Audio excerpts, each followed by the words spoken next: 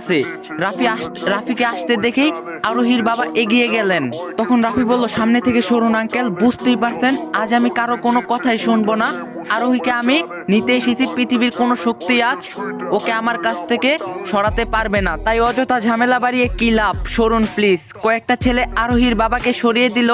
রাফি এবার আরোহীর কাছে গেল।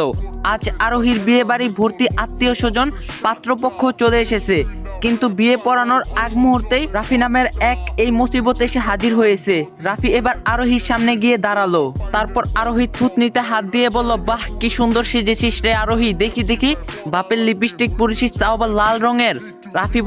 রাফি এবার আরোহীর হাত টেনে বলল, মেহেদি তো ভালোই পরেছিস নাকি, দেখি বাহ সাহস তো ভালোই হয়েছে দেখতেই পাচ্ছি, তবে এটা বুঝলাম না সেজেগুজে ঢং করার অধিকার তোকে কে দিল, একবারও বুক কাঁপলো না তোর?